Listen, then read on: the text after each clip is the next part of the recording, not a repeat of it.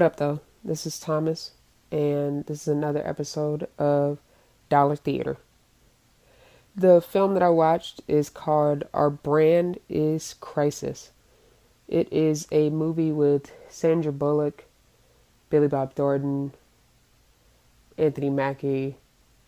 I had no idea that LeBlanc was played by Zoe Kazan without looking at the cover. Zoe Kazan is I know her from Ruby Sparks. Anthony Mackie is an Avenger. Billy Bob Thornton, the first thing I think of, besides like Angelina Jolie and those blood vials, is that movie he did with Halle Berry, Monsters Ball. And then Sandra Bullock is like a whole legend in my book. She did Miss Congeniality. She did that new Oceans movie. She won an Oscar for Blindside. I really enjoy her. This film is about Jane Bodine, played by Sandra Bullock. And she has, after years of controversy in the last couple elections not going her way, she's essentially become a recluse and a hermit. She was I believe, a political advisor who would be helping political candidates run their campaign to win elections. But she was deemed Calamity Jane and not trusted. There's a great opening scene that has news clippings and voiceovers and talks about essentially her meteoric rise to prominence and then that crash, which has led her to the position now, where now, after a rehab stint and apparently months in a psychiatric ward, she has quit smoking and is sober from alcohol use. But then Anthony Mackie's character and his partner Nell is looking for her to help revitalize a candidate who's down 20 points in this Bolivian election. This film is great.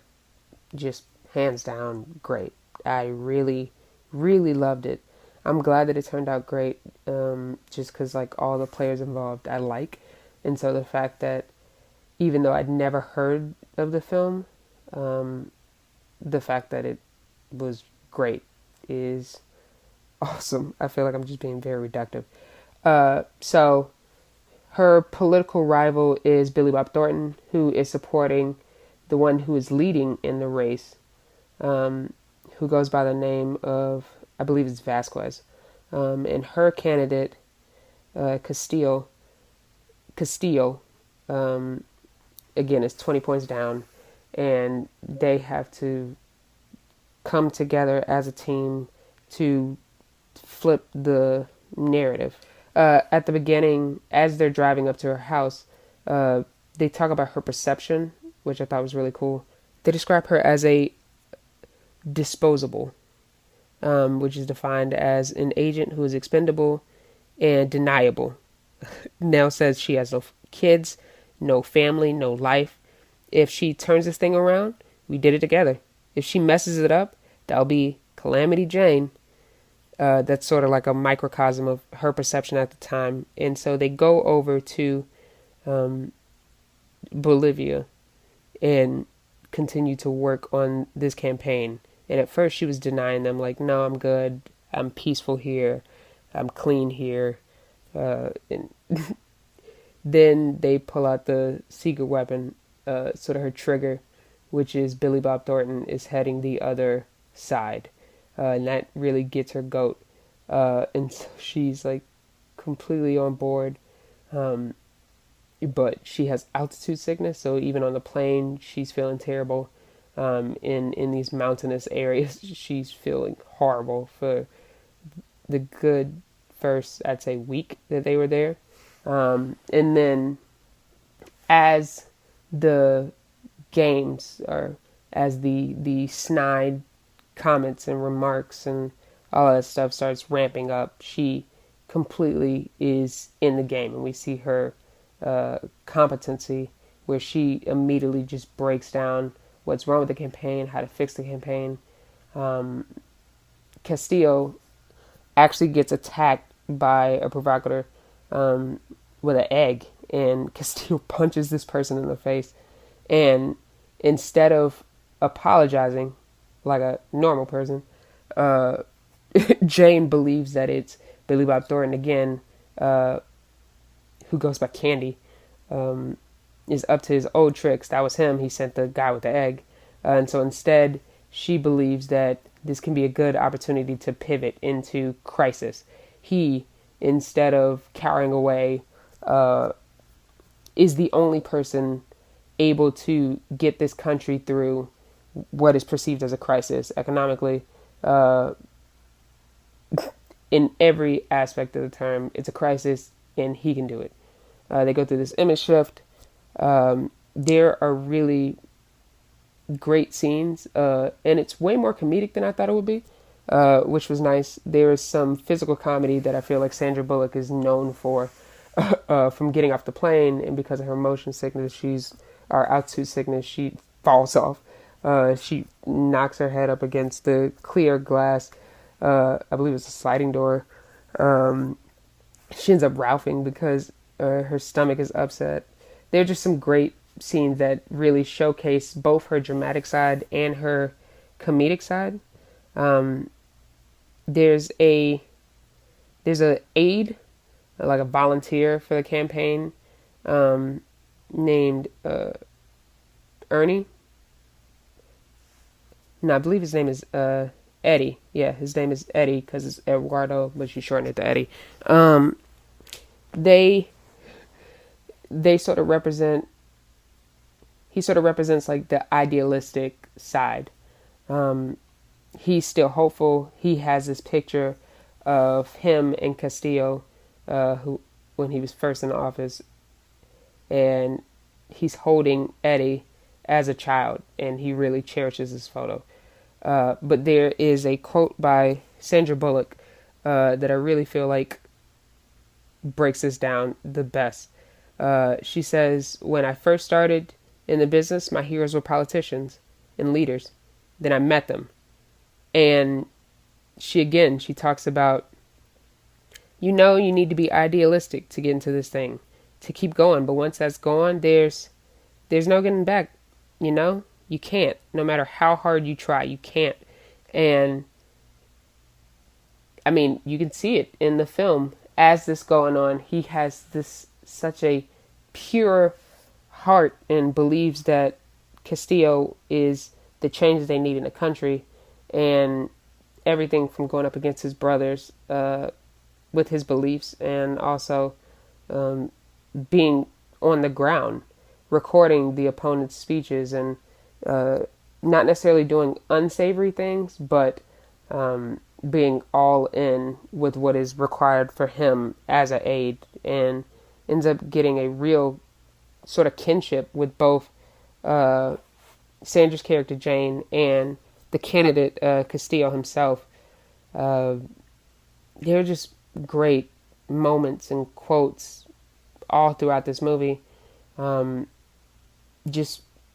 don't know. I really, really, really, really, really, really enjoyed this film. Billy Bob Thornton is phenomenal in this. I'm not necessarily familiar with his work. I didn't watch Sling Blade. I had no idea he won an Oscar for it. I thought it was for Monsters Ball. But he is so charming.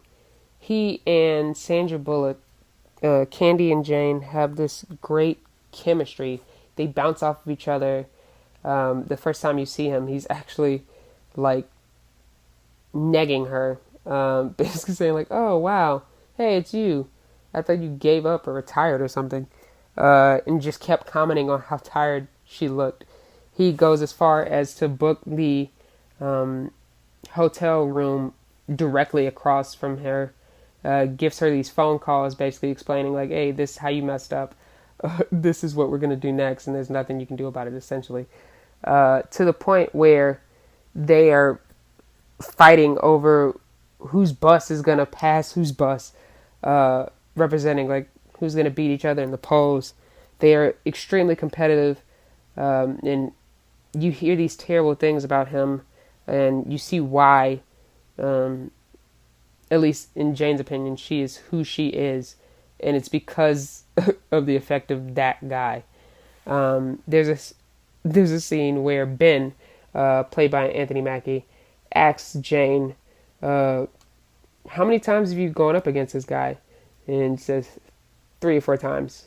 And then he says, "How many times have you lost against this guy?" He says like 3 or 4 times. And he warns her. He says, "Don't make this personal, okay?" And she assures him. She's just like, "Yeah, it's just a job. It's just a job." But quickly, as an audience, you see that that is completely not the case. They begin to shoot barbs at each other, and at first, Castillo is very adamant about running a clean campaign, agrees with Vasquez to run a clean campaign. Vasquez is the opponent.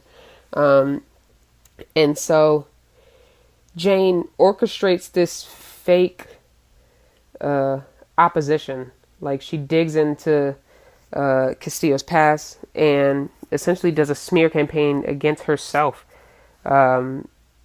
but frames it as Vasquez doing the first shot. And that convinces him to attack Vasquez. And so they end up going negative back and forth and back and forth and back and forth. There's a through line about the inauthentic nature of elections and politics in general. Jane is very jaded and believes that this is all a dog and pony show, and has a really powerful scene near the end of the movie where she remarks to Castillo, like, "Why don't you just say the things that I need you to say?" And he's basically just like, "I'm not your puppet." And she responds, "Of course you're a puppet, as am I. We're just pawns." And he really, like, disagrees with her and realizes that she's, like, essentially unraveling, and says, like, "Hey, you need help. You need, like, professional help." And she just goes right back into it. "No, I am a good person. The means justifying the ends. And the nasty, terrible things that I've done for people like you, so you owe me." She has this mentality that because she is essentially sacrificed her morality for points, for cachet, for money, for power, that these people are in debt to her. And the only way to cash that in is by winning. There are a lot of great quotes. She's also a quoter, where she will say things like, quotes from abstract people, from, not Marlon Brando, what's his name? Oh man, cannot remember his name. Warren Beatty. It's not important. The second time she says Warren Beatty, it's actually assigned to Machiavelli. And she quotes Sun Tzu and believes that Candy is doing this art of war thing where they are layers upon layers and attacks and all this other stuff. And again, that idealistic, the idealistic nature of a Ben, of an Eddie comes up, where he's basically just like, "Yeah, I don't think that's right. I don't think that is what's happening." She's just like, "That's why you're 20 points behind." They're battling back and forth and back and forth. When we find out why her name is Calamity Jane, there apparently was an incident. The mayoral campaign, both Candy and Jane are opposite sides, and then there's a leak that the opposing candidate to Jane's, his daughter has a coke addiction, and the daughter crumbles from this and actually commits suicide. And a lot of people just attribute it to her and believe that she was the cause of this, just trying to win a campaign, and essentially has blood on her hands for her choices.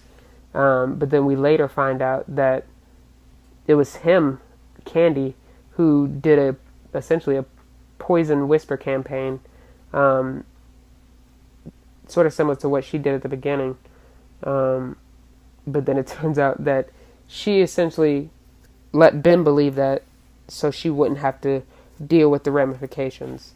I personally believe that's why the character in addition to mental health problems, is why she's self-medicating with both alcohol, her job, like being a workaholic, and then also those vices like the cigarettes. But it turns out that she is the one who actually pushed for it, and unfortunately, the kid died because of that. Let's see, I don't know. I was just reminded of Ides of March, which is a Ryan Gosling film, and I think it's George Clooney who also was a producer on this movie, and Philip Seymour Hoffman, and he's running as a candidate. Clooney is, and you just see the underbelly of politics, and I sort of got a taste of that from the newsroom, sort of seeing the news version of that, are seeing politicians being called to task for the actions or the promises that they give, but you actually see it up close and personal, from campaign promises to pivots in morality and what it takes to get just 0.2%, which is what it really took to push Castillo over the top. And so Castillo, spoiler alert, finally gets elected. They win. And this is on the back of Jane saying, like, if they lose, like if Candy wins, she's going to kill herself. And she's serious. And we don't know, because of these problems that she's had and because of these experiences that she has, if she's actually going to follow through on these things, or if this is just generalizations from somebody who is unstable from the election. He wins, and then you see the ramifications of this. At first, there's huge applause at the bar where she's with Eddie celebrating, and then there's the aftermath. People are protesting. It turns out that he goes back on his word about bringing the IMF there without constitutional reform. He doesn't talk to the people first, even though that's what he promised protesters and people who are watching this campaign. And so people just start protesting. People go out on the streets, and they are obviously unhappy as both teams are trying to essentially escape before political upheaval happens. Eddie is extremely distraught, realizes that the person that he thought he knew, he did not know, that his brothers were right about the IMF coming back. It turns out that Castillo really isn't for the people in that sense, and that he's just another cog on the wheel. And so he joins his brothers in protest. Jane, seeing what's going on after being accosted by Eddie, that you say that, I'm actually want to get this right because this was a great quote. Let's see. He said, "You say all these things that people say, but what are you going to do? What are you going to do?" And they're riding in the truck, and they come to a standstill because of the protesters, and she gets out of the car and joins the protesters. Now, you don't necessarily see her joining in with the chants. She also can't speak Spanish, but I like that she moved away from essentially the poison that was in her life. She's not a nice person when it comes to this type of business. She doesn't know how to separate it. She honestly, genuinely believes that she's a good person, but that the means justify the ends, or the ends justify the means. I don't really know how that works. But the last thing she says, I believe, is actually another quote. She says, "It's like someone said, if you don't like the road you're on, start building another one." So as far as ranking is concerned, this is the best movie that I've seen so far. I think this is the best movie I've ever gotten from a bargain bin. And I've gotten most of my movies from either pawn shops or dollar stores. And this was phenomenal. Like, And I feel like it helps because I didn't have really any expectations besides there being great actors in it. But this exceeded my expectations. I would definitely rank it. Like if the ranking was bargain bin, rental or streaming, seeing it at the theater, and then actually purchasing it, I would definitely purchase this on Blu-ray with the director's commentary and everything. I was a little disappointed there weren't any special features, but this also was a DVD and it also cost $1. So that's my review of Our Brand is Crisis. I thoroughly recommend this movie to just about anybody. And I'm out. Peace.